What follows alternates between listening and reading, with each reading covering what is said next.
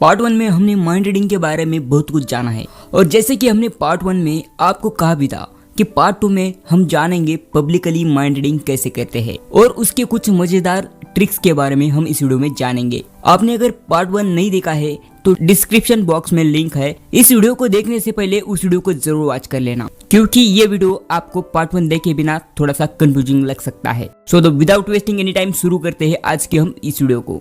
अभी हम कुछ पॉइंट में जानते हैं। So point number 1, mind reading act.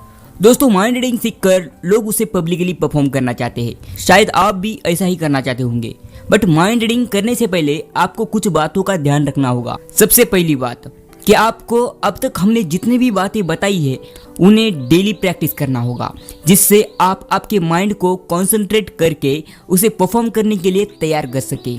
इसके बाद आपको एक स्ट्रॉन्ग ट्रांसमीटर की जरूरत पड़ेगी जो अपने स्ट्रॉन्ग इंपल्स को आप तक पहुंचा सके। अब आपको लग रहा होगा आखिर ये स्ट्रॉन्ग इंपल्स है क्या?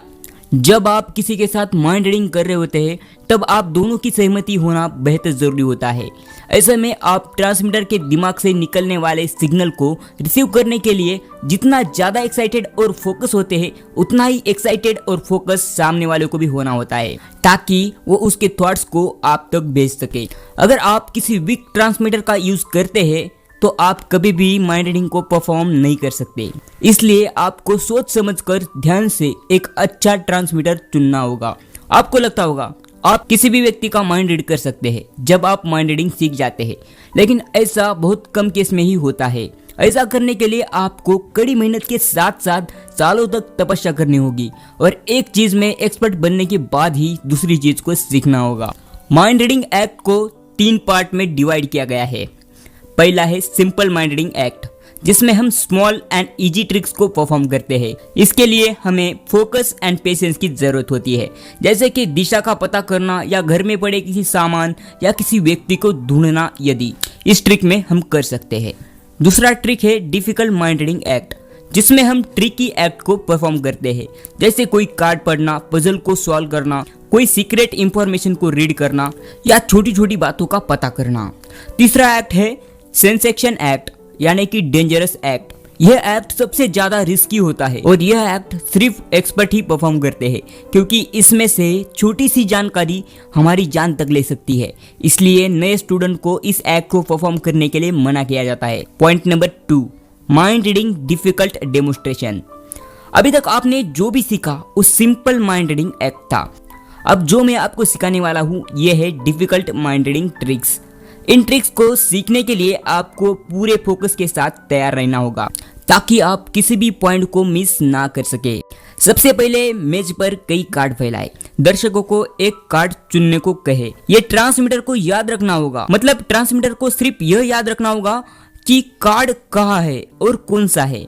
फिर आपको ट्रांसमीटर का हाथ पकड़कर आपका दाहिना हाथ टेबल पर इधर उधर पीछे और गोलाई में घुमाए। ऐसा लगेगा कि यह सब पिछले पार्ट से काफी मिलता जुलता है, जिसमें आप छोटी छोटी चीजों को ढूंढा करते थे। आपके दिमाग में एक इमेज मेज के किसी एक जगह पर जाकर रुक जाएगी। जब तक आप उस जगह पर फोकस ना हो जाए तब तक आपके हाथों की रोटेशन को कम करें। धीरे धीरे अपनी उंगलियों को नीचे करें जब तक आप उस कार्ड को ना छू ले। जब आपको लगेगा कि आप सही है तब आपको कार्ड उठाना है और दर्शकों को दिखाना है।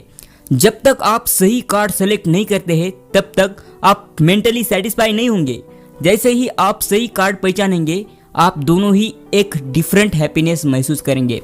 अब हम दूसरे एक्ट के बारे में जानते हैं, द चेक मूवर। यह एक्ट पिछले एक्ट जैसा ही है। इस खेल को समझने वाले किसी व्यक्ति को नेक्स्ट स्टेप चलने को कहे। साथ ही इस बात का ध्यान रहे कि ट्रांसमीटर को अगली चाल का पता रहे कि किस टुकड़ों को कहाँ रखा जाएगा। आपको पिछले एक्ट की तरह इस बार भी कुछ टुकड़ों को अपनी अंगूठी और दर्जने अंगूठे के बीच में पकड़कर एक छोटा सा गोला बनाते हुए आगे पीछे करना है। उसे तब तक ना रखे जब तक आप सही इमेज सेलेक्ट नहीं करते हैं। क्या अभी तक की गई बातों से आपके माइंड में ये डाउट आया है कि ये सारे ट्रिक्स एक जैसे ही होते हैं? तो जान लो ये सभी ट्रिक्स एक जैसे ही होते हैं। इन सभी में रिसीवर एंड ट्रांसमीटर दोनों ही अहम भूमिका निभाते हैं और दोनों का एक दूसरे के साथ स्ट्रॉन्ग कनेक्शन होना भी बेहद जरूरी होता है। अगर ट्रांसमीटर आपको सही सिग्नल नहीं भेज रहा है या इस ऐप के दौरान उसका ध्यान भटक रहा है तो आपका रिजल्ट भी गलत आएगा।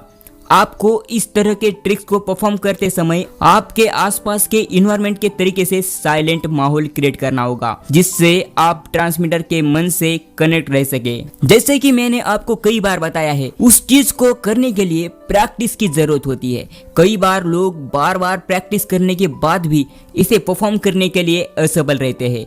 अभी तक की गई एक्ट से आप डिफरेंट गेम्स को भी बनाकर इस एक्ट को परफॉर्म कर सकते हैं और ऑडियंस को एंगेज भी कर सकते हैं। पॉइंट नंबर 3, लॉन्ग डिस्टेंस से माइंड रीड करना सीखे।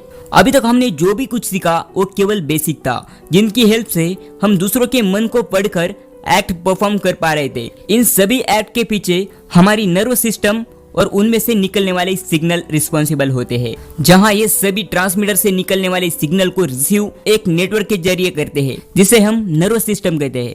जैसे हमने पिछले पॉइंट में सुना, हमारे दिमाग से निकलने वाले सिग्नल एक वाइब्रेशन के फॉर्म में होते हैं, जिसे हम रिसीव करके उन सिग्नल को मैसेज के फॉर्म में कन्वर्ट करते हैं और फिर सारी चीज को रीड कर पाते हैं। Contact mind reading and telepathy, इन दोनों में बहुत ज्यादा डिफरेंस होता है। जहां कॉन्टैक्ट माइंड रीडिंग करना हर किसी के लिए इजी होता है, वही टेलीपैथी कर पाना बहुत ज्यादा मुश्किल होता है।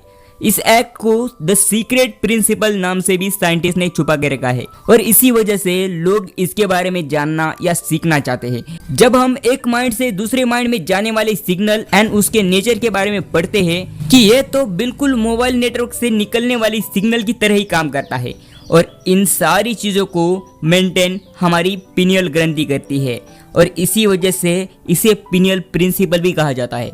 अभी आपके माइंड में डाउट आ रहा होगा कि ये पिनियल ग्लैंड होता क्या है। पिनियल ग्रंथि शंकु के आकार की हल्के भूरे रंग की एक छोटी सी ग्रंथि होती है, जो बिल्कुल ब्रेन के बीच में रीढ़ की हड्डी के ऊपरी भाग से लगा हुआ होता है। यह हमारे नर्वस सिस्टम का सबसे इम्पोर्टेंट पार्ट भी माना जाता है और यह हमारी बॉडी के कई फंक्शंस को मैनेज एंड रेगुलेट करने का काम करता है। पिनियल ग्रंथि में ग्रीन सैंड नामक पदार्थ पाया जाता है, जो छोटे छोटे कणों का बना हुआ होता है। रिसर्च के अनुसार एक ब्रेन से निकलने वाले सिग्नल को रिसीव करना और दोबारा किसी सिग्नल को दूसरे ब्रेन तक भेजने का काम भी पिनियल ग्लैंड ही करता है, जो वायरलेस टेलीपैथी में सिग्नल रिसीव करने का काम करता है। आपको अगर वायरलेस टेलीपैथी के बारे में सीखना है तो पहले आपके ब्रेन के बारे में अच्छे से जानना होगा, उसके एक एक फंक्शन के बारे में जानना होगा कि हमारा ब्रेन चीजों को प्रोसेस कैसे करता है। अब हम वायरलेस टेलीपैथी के फर्स्ट स्टेप के बारे में जानते हैं। सबसे पहले इसमें रीडर एंड ट्रांसमीटर के बीच में एक स्ट्रॉन्ग कनेक्शन होना बहुत जरूरी होता है। इसके लिए आप एक अच्छा ट्रांसमीटर चुनें, जिसे पता होना चाहिए कि सिग्नल को आपके माइंड तक कैसे पहुंचाना है। एक बार जब ट्रांसमीटर डिसाइड हो जाए, फिर जैसे हमने पिछले माइंड रीडिंग में सीखा था, हमें एक स्ट्रॉन्ग कनेक्शन बनाने के बाद माइंड रीडिंग स्टार्ट करना है। लेकिन यहाँ पर हम पिछली बार की तरह ट्रांसमीटर को टच नहीं करेंगे, बल्कि उससे थोड़ा दूर होकर उसके मन से निकलने वाले इंपल्स को महसूस करने की कोशिश करेंगे। अब आपको लग रहा होगा, पिछली बार तो हम एक दूसरे के साथ फिजिकली कनेक्ट थे, जिसकी वजह से हम ब्रेन से निकलने वाले सिग्नल को पहचान पा रहे थे, लेकिन वर्चुअली इन सिग्नल को कैसे पहचानेंगे?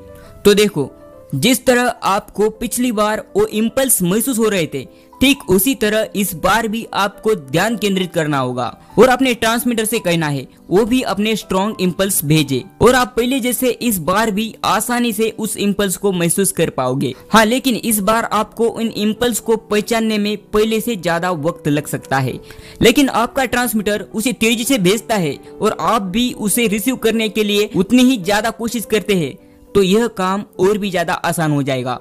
लेकिन एक बात याद रखो, इसे धीरे धीरे प्रैक्टिस से ही सीखा जा सकता है।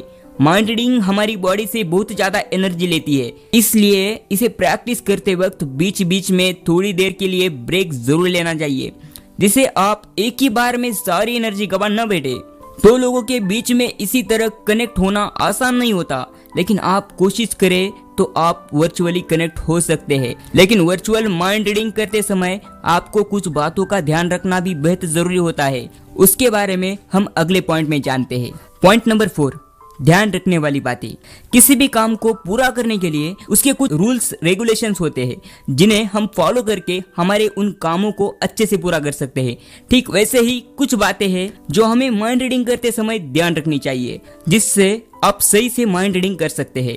बात करें सबसे पहले रूल की, तो आपको मैंने बहुत सारे एक्ट्स के बारे में बताया है, जिन्हें आप एक ही बार में करने की ट्राई बिल्कुल भी ना करें। दूसरे रूल की बात करें तो उनमें कुछ ऐसे एक्ट भी है जिन्हें स्पेसिफिक टाइम और जगह पर ही परफॉर्म कर सकते हैं। अगर हम ऐसा नहीं करते हैं तो हमारा रिजल्ट गलत ही आएगा। तीसरा रूल यह है कि हमें किसी भी एक्ट को जल्दबाजी में परफॉर्म नहीं करना है। रूल नंबर 4, जब हम शारीरिक या मानसिक रूप से थके हुए होते हैं उस वक्त हमें इस एक्ट को परफॉर्म नहीं करना चाहिए, क्योंकि ऐसी सिचुएशन में परफॉर्म करने पर हमें सही रिजल्ट नहीं मिलेगा। रूल नंबर 5, हमें हर एक परफॉर्मेंस के बाद थोड़ी देर ब्रेक जरूर लेना चाहिए, जिससे हम हमारे मन को दोबारा से स्टेबल पोजीशन में ला सकते हैं और अपने पहले एक्ट से पूरी तरीके से डिस्कनेक्ट हो जाएंगे। किसी भी एक्ट को करने के बाद हल्का मेडिटेशन जरूर करना है, जैसे ध्यान लगाना, गहरी सांस लेना, दिमाग को रिलैक्स करना। यदि इसके लिए आप थोड़ा बहुत इधर उधर ठहर कर भी रिलैक्स हो सकते हैं। कुछ एक्ट को परफॉर्म करने के वक्त आप खुद को बहुत डरा हुआ महसूस करेंगे। उस सिचुएशन में आप खुद को नॉर्मल करने के लिए आप कहीं शांत जगह पर भी जा सकते हैं या फिर आप कोई आपका फेवरेट सॉन्ग भी सुन सकते हैं। रूल नंबर 6, आपको माइंड रीडिंग सीखने की शुरुआत में ज़्यादा एफर्ट डालने पड़ते हैं, जिसकी वजह से हमें मानसिक तनाव जैसी प्रॉब्लम भी हो सकती है। इन सभी को फेस करने के लिए आपको डेली एक्सरसाइज एंड मेडिटेशन करना चाहिए। रूल नंबर 7, कुछ लोगों को लगता है उन्हें किसी भी चीज का रिजल्ट तुरंत ही चाहिए। अगर आपको भी ऐसा लगता है तो एक बात याद रखना, माइंड रीडिंग सीखते वक्त पेशेंस का होना बेहद जरूरी होता है। ऐसे में आप अगर जल्दबाजी में परिणाम हासिल करना चाहते हैं तो कुछ दिनों के बाद आप निराश होकर ही बैठेंगे और सही से माइंड रीडिंग नहीं कर पाएंगे। आप जिस भी एक्ट को सीख रहे हैं आपको उसे लगातार प्रैक्टिस करना होगा। अगर आप इसे डेली प्रैक्टिस नहीं करेंगे, समय के साथ साथ आप इसे भूल भी जाएंगे। शायद आप लोगों से कनेक्ट होने की कैपेसिटी भी खो देंगे। रूल नंबर 8, कभी भी माइंड रीडिंग सीखने के लिए हमेशा शांत वातावरण को ही चुनें, जहां आपको किसी भी तरह का डिस्टरबेंस ना हो। वो जगह सीखने के लिए सबसे अच्छी होती है। तो दोस्तों, माइंड रीडिंग सीखने के लिए क्या जरूरी है ये हमने जाना। अब बात करते हैं ट्रांसमीटर के लिए, यानी कि जिसके साथ आप परफॉर्म करने वाले हैं। जैसे आपके लिए कुछ रूल एंड रेगुलेशन है, ठीक उसी तरह आपके पार्टनर के लिए भी है और यह उन्हें भी फॉलो करने चाहिए, क्योंकि आपको भी पता है माइंड रीडिंग करते वक्त रीडर एंड ट्रांसमीटर दोनों की वैल्यू इक्वल होती है, इसलिए किसी एक की गलती दोनों पर भारी पड़ सकती है। तो चलिए जानते हैं ट्रांसमीटर को क्या करना चाहिए। सबसे पहले, यदि आपका ट्रांसमीटर ठीक से काम नहीं कर रहा है और आपको लग रहा है कि वो पूरी तरीके से अपने मन को कॉन्सेंट्रेट नहीं कर पा रहा है और आपको स्ट्रॉन्ग सिग्नल नहीं दे रहा है, तो आपको आपके ट्रांसमीटर को तुरंत बदल देना चाहिए। दूसरी बात, जब तक आप आपके ट्रांसमीटर के साथ अच्छे से कनेक्ट ना हो तब तक आप किसी भी एक्ट को परफॉर्म ना करें। ऐसे में आपका माइंड रीडिंग फेल हो जाएगा।